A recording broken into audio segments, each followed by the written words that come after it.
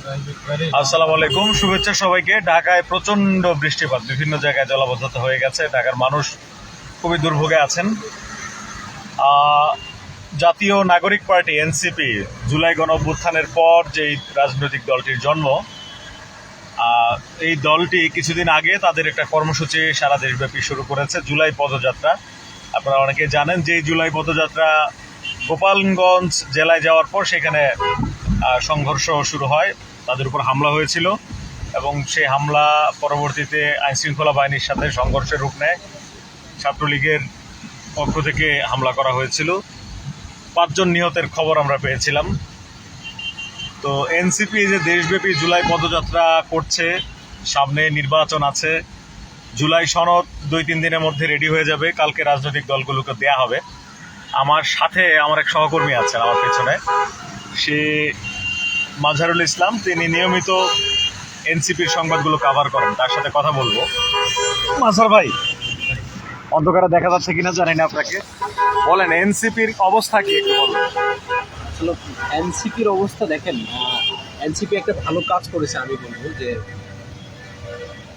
1 জুলাই মানে যে তারা যাত্রাটা শুরু করলো, সেই যাত্রাটা হচ্ছে এনসিপি যখন সবাই বলছিল যে এনসিপি হচ্ছে শুধুমাত্র একটা ফেসবুকের দল, তারা ফেসবুকে রাজনীতি করছে, কিন্তু তারা একটা গুড ডিসিশন নিয়েছিল। 1 জুলাই থেকে তারা দেশব্যাপী গণপদযাত্রা কর্মসূচি দিল এবং এই কর্মসূচির প্রভাব কিন্তু সারা দেশে ভালোভাবে পড়েছে। আমি তাদের কয়েকটি 6 থেকে 7টি জেলায় তাদের সাথে ছিলাম। আমার মনে হচ্ছে তারা যে জিনিসগুলো তুলে ধরেছে, যদি তারা সেটা ভবিষ্যতে তার কিছুটাও বাস্তবায়ন করতে পারে, রাজনীতিতে এনসিপি একটা বড় ধরনের প্রভাব ফেলবে বলে আমি মনে করি। যদিও তাদের কিছু জায়গায় বক্তব্য দেওয়ার ক্ষেত্রে 2-1টি জায়গায় তারা অন্য একটি রাজনৈতিক দলকে টার্গেট করে কথা বলার কারণে তাদেরকে 2-1টা জায়গায় বাধাপ্রাপ্ত হতে হয়েছে। তারপরে আমি বলবো এনসিপি যে মিশন নিয়ে নেমেছিল, তারা সাধারণ মানুষের তারা যে সাড়া পেয়েছে সেটি বলাই চলে একটি নতুন সাড়া কেমন? ভাই যেটি বললেন তরুণদের, আমি বলবো যে এনসিপির জুলাই পদযাত্রার যত মানুষ হয়েছে তার বেশিরভাগই হচ্ছে তরুণ। এবং যদি আমি সেটাকে পার্সেন্টেজ করি, 60 থেকে 70%, এবং এদের বড় একটা অংশই কিন্তু উচ্চশিক্ষায় শিক্ষিত এবং স্বল্প শিক্ষায় শিক্ষিত আছে। সব মিলে যদি বলা চলে, এই জুলাই গণপদযাত্রার মাধ্যমে এনসিপি মাঠের রাজনীতিতে যে অন্য দলগুলোর সাথে নিজেদের তুলনা হয়তোবা শেয়ার তো করতে না পারলেও তারা একটা ভালো প্রভাব ফেলেছে তাদের এই পদযাত্রাটি। এবং তারা যদি আগামী দিনের রাজনীতিতে অন্য রাজনৈতিক দলগুলোর পেছনে না লেগে যদি তারা গঠনমূলক সমালোচনা এবং মানুষকে আগামী দিনে তারা কি দিতে পারবে এমন কিছু নিয়ে তারা থাকে এবং সেগুলো নিয়েই তারা রাজনীতি করে, আশা করা যায় রাজনীতিতে তারা এগিয়ে থাকবে। যদিও কিছু জায়গায় তাদের ভুল সিদ্ধান্ত বলবো, যেমন বৈষম্য বিরোধী প্ল্যাটফর্ম থেকে তাদের কয়েকজন ছাত্রকে আজকেই জানেন যে চাঁদাবাজের অভিযোগ নিয়ে আসে, এই প্ল্যাটফর্মটির মাধ্যমেই কিন্তু এনসিপির যাত্রা শুরু।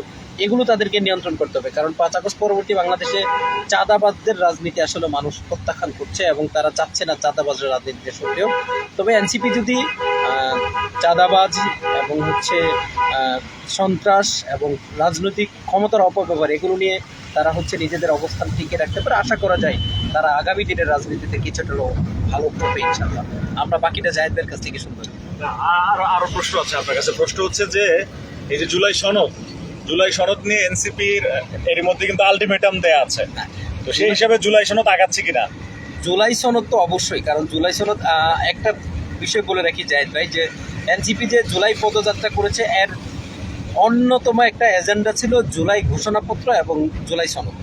এবং তারা ইতিমধ্যেই যত জেলায় তারা গিয়েছে সবগুলো জেলাতে তারা যে জিনিসটা বক্তব্যে সবসময় রেখেছে সেটা হচ্ছে জুলাই ঘোষণাপত্র দিতে হবে, জুলাই সনদ দিতে হবে। এর একটা যৌক্তিক কারণও আছে, কারণ এটা যদি প্রতিষ্ঠিত না হয় তাহলে দল হিসাবে বা বিপ্লবের তারা যে বিপ্লবকে ধারণ করে এটা আসলে প্রাতিষ্ঠানিক কোনো স্বীকৃতি থাকবে না। এজন্য তারা গভর্নমেন্টকে এই জুলাই মাসটা সময় দিয়েছে।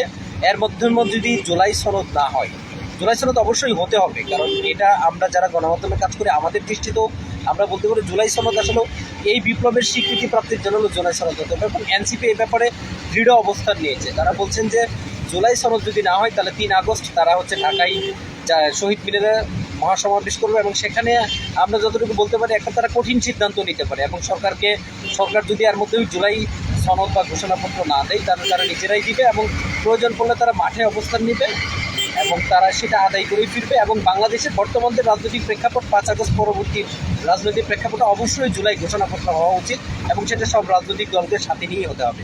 আপনার কি মনে হয় আমরা যে প্রতিদিন ঐক্যমত কমিশনের সাথে আলোচনা বিটিভিতে সরাসরি দেখি এবং সেই জায়গাটায় আমরা দেখলাম যে অনেক বিষয়ই হচ্ছে বিএনপি একমত না, একটা আলোচনা একমত হবে এটা স্বাভাবিকও না সব বিষয়ে, কিন্তু কিছু বিষয় আছে যেগুলোতে সব দল একটা চাচ্ছে বা ঐক্যমত কমিশন যে প্রস্তাব রাখছে সেটাতে বেশিরভাগ দল একমত হচ্ছে কিন্তু বিএনপি তাতে আপত্তি জানাচ্ছে।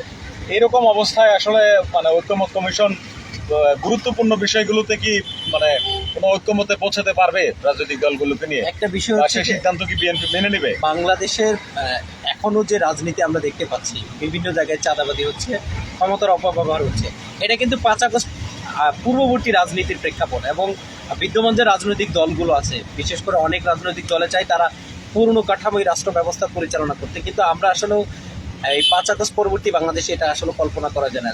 এই রাজনৈতিক দলগুলো বিএনপি অনেক জায়গায় দ্বিমত করছে, এটা তারা তাদের দলীয় অবস্থান থেকে করছে, কারণ তারা অনেক বড় দল, তারা হচ্ছে যদি আসলে পুরো গণতান্ত্রিক প্রক্রিয়া ফিরে, তারা হয়তো বা ভাবছে তাদের কিছু জায়গায় সমস্যা হতে পারে। যেমন আমি যদি একটা কথা বলি যে বিএনপি বলছে যে একই ব্যক্তি দুইবার বেশি প্রধানমন্ত্রী হতে পারবে না, প্রথম দিকে তারা আপত্তি জানিয়েছে, কিন্তু এরপরে তার শেষ পর্যন্ত হয়েছে। এরপরে দলীয় প্রধান এবং প্রধানমন্ত্রী এটা তাদের হচ্ছে আপত্তির জায়গায় থাকার কারণ আমরা বিগত সময়গুলোতে দেখেছি শেখ হাসিনা একই সাথে দলীয় প্রধান ছিলেন, তিনি দলের হালও ধরেছেন, এককভাবে রাষ্ট্র পরিচালনা করেছেন। বিএনপি তো সেই জায়গাটা থাকতে চেয়েছিল, কিন্তু অন্য রাজনৈতিক দলগুলোর এখন ব্যাপক দ্বিমত আছে।